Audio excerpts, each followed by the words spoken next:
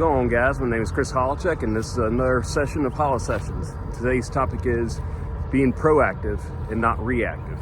Yeah, first off, today I'm in Memphis, a different scenery in the background. Got Mississippi River and the barge behind me, and enjoying this nice sunny day. It's finally warm and decent outside. Spring's come. But anyways, getting into the topic, this is something that my dad always taught me growing up. You know, be proactive when there's a problem. You know, don't react and get emotional when something goes wrong or whatever. Somebody pisses you off. You know, don't react in the beginning. Now, something I've suffered with through most of my life is anxiety and depression, and you know, it's something I've had to work through. You know, I try not to use like medications or anything to deal with it. You know, I like to go deep into the problem and fix the problem. You know, that's being proactive there. And you know, I have been guilty in the past of, you know, whenever something does go wrong or doesn't go my way, I'll start to, you know, get flustered all of a sudden and, you know, let that bother me. And that's something I've worked really hard on the past decade to fix. And let's say, for example, you're up for a promotion at work and the boss doesn't give you the raise you were expecting, or you don't maybe get the recognition you wanted. Well, being reactive would be, you know, causing a fit, cussing them out, and then sabotaging any progress you made and potentially getting fired, you know, for the slip of the tongue towards your boss. Now, being proactive would be to sit back, be like, okay, thank you. You know, tell them that, and then make a game plan behind the scenes.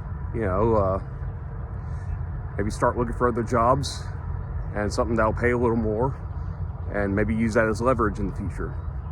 But, you know, don't act like right on the spot and get emotional. You know, make a game plan before you take any action. Another example can be, maybe there's a girl you've got a crush on, and she's in your class at school, or she's a friend of a friend of some sort, and to say you finally gained the courage to go shoot your shot with her, and she turns you down. Now, some guys can be reactive and, you know, act defeated about it, and maybe call the girl names, you know, because they don't, you know, they feel rejected, or yeah, just talk down to her, or just sabotage any hope they had with her at that moment. Whereas maybe she wasn't feeling them at that time, doesn't mean her mind wouldn't change in the future. And, you know, maybe she could have been just having a bad day, or, you know, she had a boyfriend, but maybe, you know, a few weeks or months down the line, they break up and she is available. And, you know, if you're being reactive in that situation, you know, you would have lost all hope. Whereas being proactive and sit back, you know, obviously don't wait on her, go seek other women, but, you know, you play it calm and cool. She might reach back out to you in the future when she is available.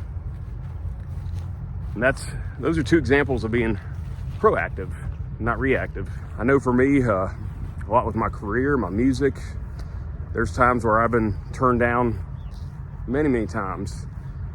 And, you know, get haters here and there, which I'll be the next topic I talk about. But, you know, I could have been reactive and, you know, I tried to fight for what I thought was mine, or what I thought was, you know, an opportunity I thought I deserved right at that moment. But I realized too, like, that would have done no good at the time. Somebody's mind is made up. You know, you can only try so much persuasion, when really the best thing to do is just, you know, walk away and replan. And again, you know, I've had gig opportunities where they have turned me down, and yeah, I could have cried, pouted, got mad, angry, or whatever. I was like, okay, well, thank you for the opportunity, and walk away. And some of these venues I've had hit me back up, maybe a year down the line, all of a sudden interested in booking me. That's a prime example of, you know, just being proactive. You know, just walk away when something doesn't work for you. Sometimes it comes back, sometimes it doesn't. Just being unattached, you know, detachment, which was in one of my previous videos. You know, just living life like that. I've seen my dad do that with his career. You know, my dad is a forester for 42 years, as I said in my previous videos. And I've seen him, like, not just with work, but also with, you know, my mom, just any life situation. He's always been calm and collective about things. You know, he never gets super emotional about anything. He just, you know, steps back and just keeps moving, keeps working on his purpose, and doesn't let anything faze him. Now, that doesn't mean there's times where, you know, if I'm in danger, like somebody's put me in danger, yeah, I've seen him like flip out on people. Like, you know, there's certain times where you do have to act, but if you're not in immediate danger, and if it's not going to kill you and you're not in immediate danger, then yeah, step back from it, focus on something else, and it'll come back to you. Maybe, if it's meant for you. If not, then it just wasn't meant for you. You move on to the next opportunity. Anyways, I hope this helped somebody that was listening to this. If you did like what you heard, please do like and subscribe to my channel. Helps me get the message out to more people. I'm going to continue to make more and more of these videos, continue to improve with each one. And I appreciate anybody that's watching these videos and gets value out of it. I want to say from the bottom of my heart, thank you. With that being said, this is another session of Holla Sessions, and Holla is hollering out.